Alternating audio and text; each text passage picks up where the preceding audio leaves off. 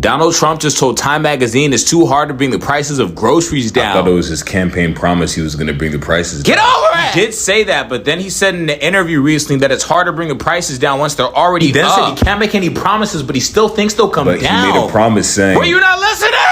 There's only so much he can do! Tariffs will ruin supply chains. However, he did say a better supply chain and energy prices should bring them down. The energy prices are going to bring the groceries down. Yes. This is a bit of an infuriating story, but Trump voters really just don't understand what they voted for, and they're about to find out. This is the F around, and find out portion of the post-election moment we live in. And here is just one video that went viral, has 13 million views right after the election, where the Latino voters said that Trump's not going to support family-oriented Latinos. And then I also have reports of voters who are begging Donald Trump to not do exactly what he said he was going to do. And I have some other reporting showing that Donald Trump and his minions want to cut Social Security and Medicaid stuff that a lot of his voters rely on. So let's just get right into it. If they let in hundreds or thousands of people who already have criminal records, if deporting them creates a mass deportation, I'm all for it. But what if rounded up in all of that are people who work on a farm? They're doing the jobs that Americans don't want to do. Does that worry you? That wouldn't be fair. Of course, they need to make sure that they don't throw away, they don't kick out, they don't deport people that are family oriented. The question So that's infuriating, but it's also just kind of how a lot of voters are talking about Trump. They're saying that they voted for someone who doesn't exist. Here is Maura, who was interviewed by the Washington Post, and here's a little bit about her. A decade ago, she was a fervent supporter of the Clintons. She recalls meeting former President Bill Clinton in Newcastle at a rally during Hillary Clinton's 2008 White House campaign, but the single mother said she began to drift away from Democrats as the party's promises to help people like herself began to ring hollow. She said she's been suffering a lot because of rising prices. Groceries she once thought of as staples, like soda, are now luxuries. That's very sad. It's very sad that that is the case. I actually don't know what Democrats could have done differently to explain to people that prices are up, and it's no one's fault.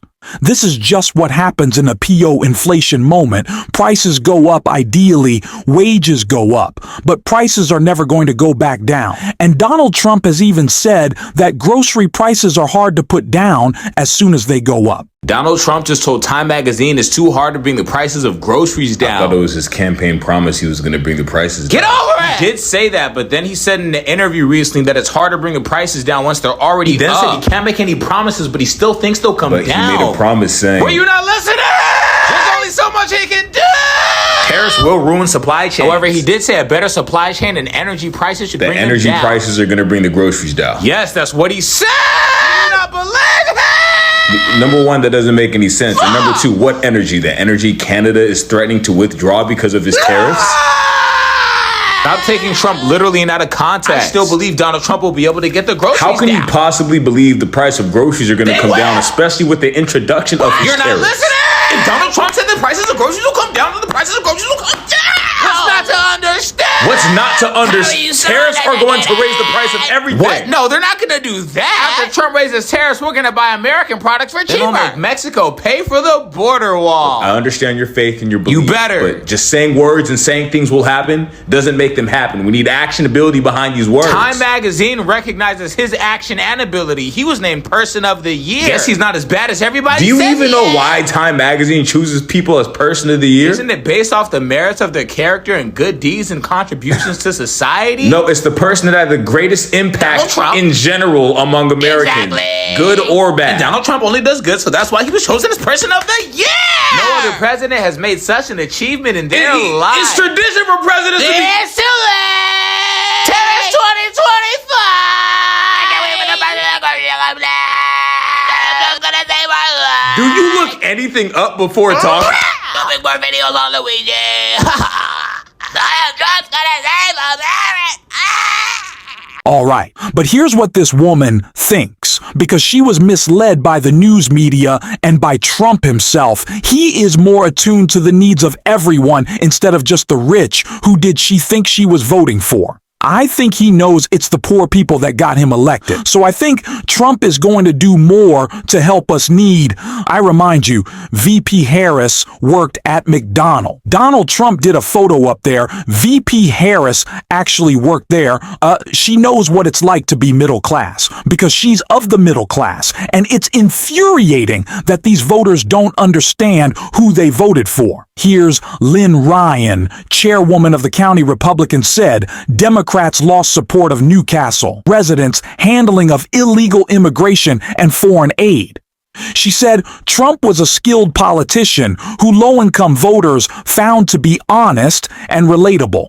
Quote, Trump won't cut necessary programs, and nowhere has he said he is cutting any of that. Quote, he is cutting bloated government. He is not cutting programs that work for the American people. Well, I've got some news for her that is absolutely not the case.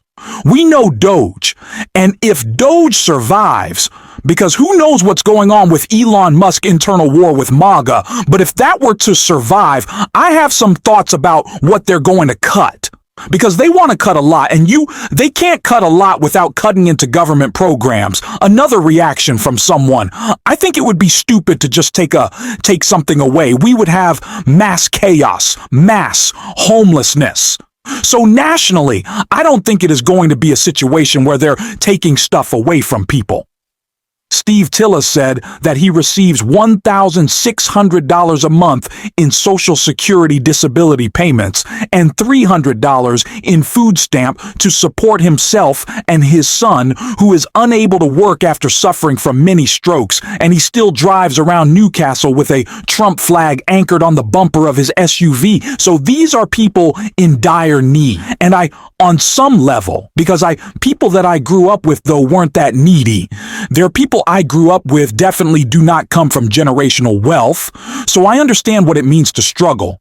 And I do feel like when people feel like they have no other options, and they might not have the best sense of what's happening politically, but Donald Trump is not going to protect people. Like Steve, unfortunately, there are major changes coming to Social Security regardless of Trump's presence, and it's even being talked about that Elon Musk wants to pay for his tax cuts with Europe's Social Security and Medicare.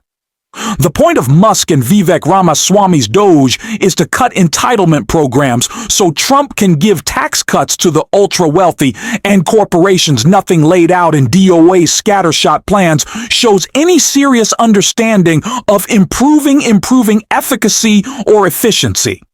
It goes on, DOA's empty promise to curb government inefficiencies by cutting $2 trillion. For the federal budget is nearly impossible without going after Medicare and Social Security, giving the way our federal budget is actually allocated. And I will say that it is infuriating.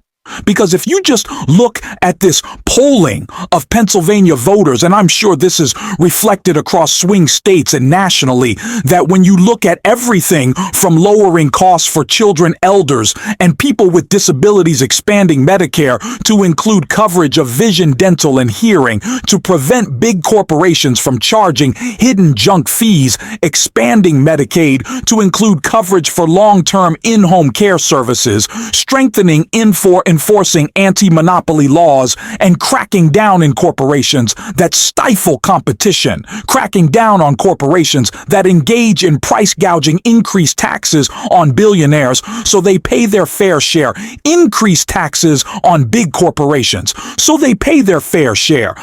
These are all super progressive populist economic policies that vast majority of swing voters agree with. So voters are on the side of what Democrats stand for, before. The problem is that voters have been led to through a vast weaponization of propaganda on the right, and the actual mainstream media, whatever that means nowadays, has subjugated itself to being fair and balanced. When one side is lying and the other side is just trying to tell the truth through a storm of an everyone suffering except for the billionaires and the corporations. But meanwhile, voters actually want these things. And it is so infuriating to hear that voter are needing these programs. And it's billionaires like Vake and Elon Musk who want to cut the small amount of support our government actually provides to people who need it. And if you want to help boost this video and you enjoy, you can hit that subscribe button. You can leave a like on this video, and if you're stuck around to the end, you can drop a blue heart in the comments or just say, "Hi, thank you for your support, and until next time, I'll see you soon."